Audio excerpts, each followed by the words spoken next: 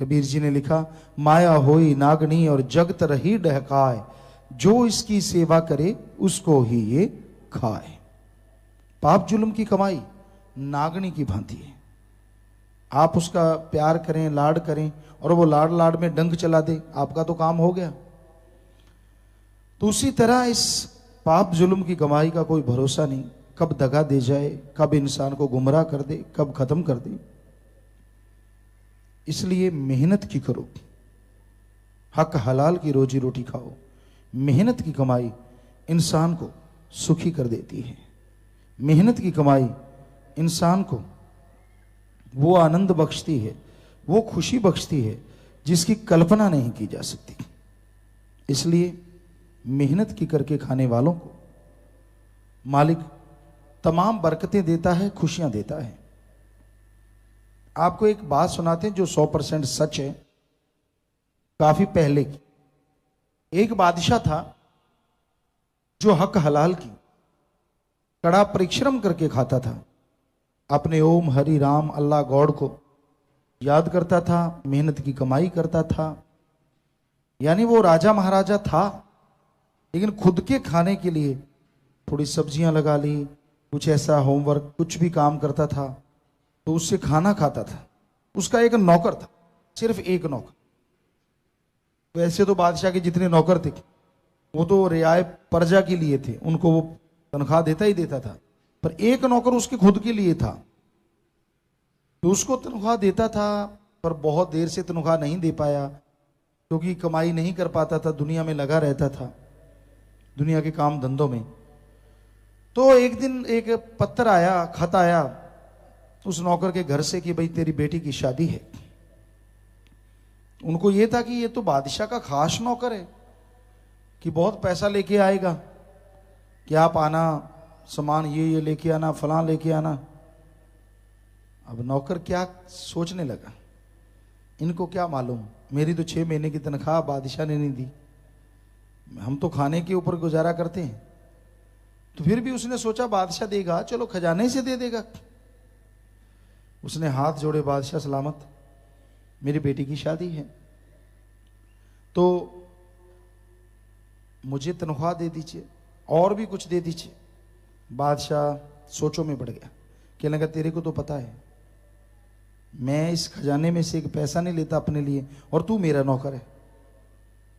कहता जी वो तो मुझे पता है।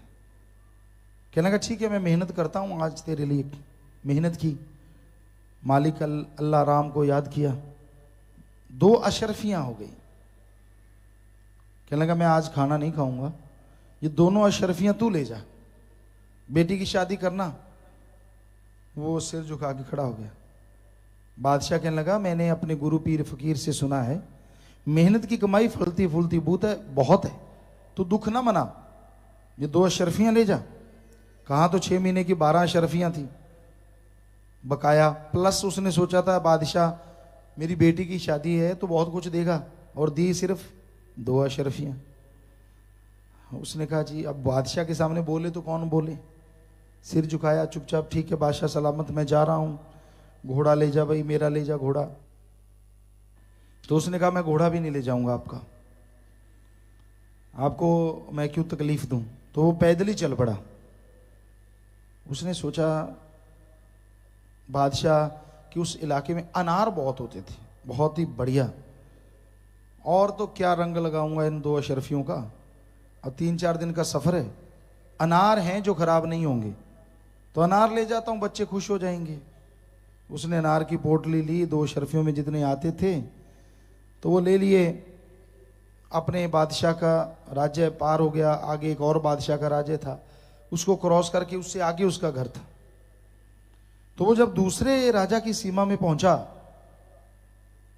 अंदर से गालियां दे रहा था, मार दिए, बर्बाद कर दिए, बड़ा आया हक हलाल कड़ा परिश्रम करने वाला, बेटी मेरी की शादी, मैं बादशाह का खास नौकर, ये जा रहा हूं फटे हाल, कुछ भी नहीं है। तो अब मन तो ऐसा होता ही है ना, फिर कैसे ना हो। वहां पहुंचा तो डिंडोरा पीटा जा रहा था कि कोई बादशाह की बेटी को बचाए, उसको बादशाह बहुत इनाम देंगे। उसने पूछा भाई कैसे, कहते वैद्य जी ने कहा है बादशाह की लड़की मुर्शिद है कोमा में, आज के टाइम में कहीं तो कॉमा में है, तो उसको अनार का जूस चाहिए दवाई के लिए, वो कहीं नहीं मिल रहा, और चाहिए भी अभी, वरना लड़की मर जाएगी। वो कहता मुझे बादशाह के पास लेके चलो। कहता क्या है तेरे पास? कहता नहीं मुझे लेके चलो, मैं उसको जिंदा कर दूंगा। उसने बताया नहीं कि अनार है, उसको पता था अगर मैंने इसको दे दिए मुझे कौन पूछेगा, क्योंकि वो भी बादशाह के पास ही आया था ना। नंबर बनाने वाले नंबर बनाते हैं, ये थोड़े बताते मुझे फलां आदमी ने सलाह दी थी। वो तो कहते मैंने ये किया, ये नहीं बताएंगे कि मुझे उसने बताया था। हर जगह है ऐसा, आज भी है। तो वो कहता ना ना मैं जिंदा कर दूंगा। उसको ले गए और कहने लगे हाँ भाई कैसे जिंदा करेगा तू? उसने पोटली खोली, कहता ले हकीम जी, आप एक अनार की बात करते हैं, ये पड़े जितने मर्जी ले ले।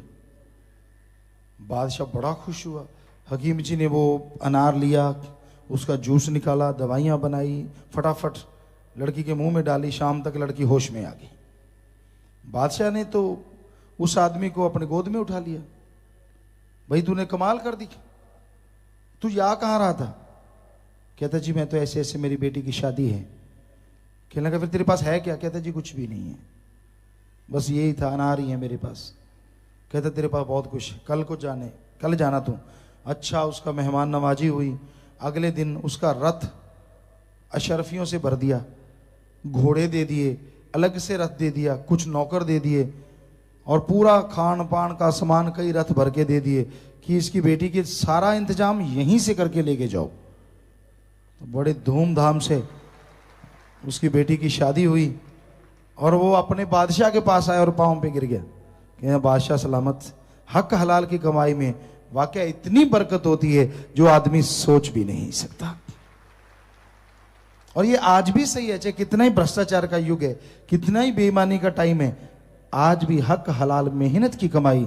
हमने अपनी आंखों से हमारे पिताजी जिन्होंने हमें जन्म दिया, जन्मदाता, उनको कमाते देखा, उनको यही कमाई करते। सारा दिन 5 नौकर होते थे, बहुत बड़ा घराना था, लेकिन सारा दिन खुद फावड़ा लेके जो भी खेती बाड़ी का काम बराबर करते थे उनके। तो उनकी कमाई ऐसी फलती फूलती, कहने सुनने से परे। और आज आप देख ही रहे हैं। तो कहने का मतलब यही, हमने अपनी आंखों से इस युग में भी हक हलाल मेहनत की कमाई को फलते फूलते देखा है, और बेईमानी करने वालों को पल में लुढ़कते देखा है। उनके अंदर कुछ नहीं होता, बड़े महल हैं, संगमरमर है, बहुत नौकर चाकर हैं, बेटा ही नहीं हुआ। कुत्तों को ही एसी लगे हुए हैं, उनको ही बेटे बना बना के पाल पोस रहे हैं। हम ये नहीं कहते कि जानवरों की देखभाल नहीं करनी चाहिए, पर हमने पूछा ये क्यों? कहते मेरे तो यही बेटे हैं, यही बेटे हैं। कहता होता नहीं तो फिर यही हैं, और क्या करूं? तो मतलब क्या बाद में क्या होगा उस दौलत का, जब कुल ही खत्म हो गई, खानदान ही खत्म हो गया। तो ऐसा भी हमने अपनी आंखों से देखा है। तो हमारा तो बताना फर्ज है साथ संगत जी, क्योंकि जो हम करते हैं वो आपको बताते हैं। हम खुद कपड़ा भी पहने तो भी मालिक से डर के कहते हैं, हम कोई अपनी बढ़ाई नहीं कर रहे, कर्म करके खाते हैं। खेती बाड़ी से कैसे भी कुछ ना कुछ करते रहते हैं, ताकि अपने खाने जितना और अपने पहनने जितना कमा सकें। बाकी साथ संगत की कमाई साथ संगत के काम में लगती है। कहीं कहीं आश्रम बन रहे पूरी दुनिया में, यहाँ नशा छुड़ाऊ केंद्र हैं, वैश्यावर्ती के लिए है कि उनकी वैश्यावर्ती छुड़ाई जाए। जगह जगह केंद्र बन रहे हैं, और ये केंद्र किसी के पर्सनल नहीं है, ये सब आश्रम के लिए हैं, और सब जगह पे सर्वधर्म के लोग आते हैं। तो प्यारी सत्संग जियो, यही साईं मस्ताना जी महाराज का रास्ता है, इसी पे चलना सिखाते हैं। आप बड़े हो या छोटे हो, अपने आप को नकारा ना समझो, मेहनत करो, कर्म जोगी बनो, मालिक आपका साथ देंगे, और अंदर बाहर खुशियों से आप लबरेज एक दिन जरूर हो जाएंगे। क्योंकि मेहनत की कमाई में जो संतुष्टि आती है, खुद करके खाने में जो मजा होता है ना। कई बार पेपर देने जाते, पढ़ते, वहां खाना बनता।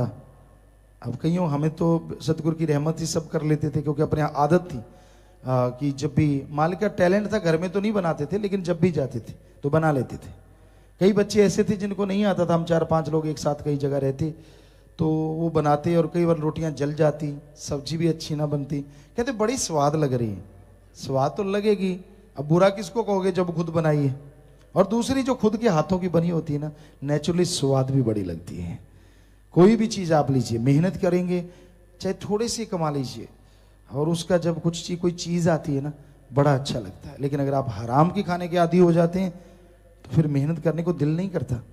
चाहे कितने दुखी हो, कितनी गोलियां खानी पड़े, कितनी बीमारियां लगी रहे, कोई फर्क नहीं पड़ता, पर आदत पड़ गई हराम की खाने की।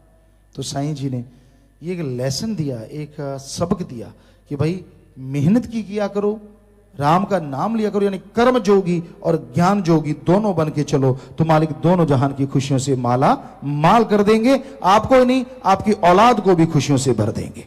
ये धर्मों का सार है, ये धर्मों का निचोड़ है।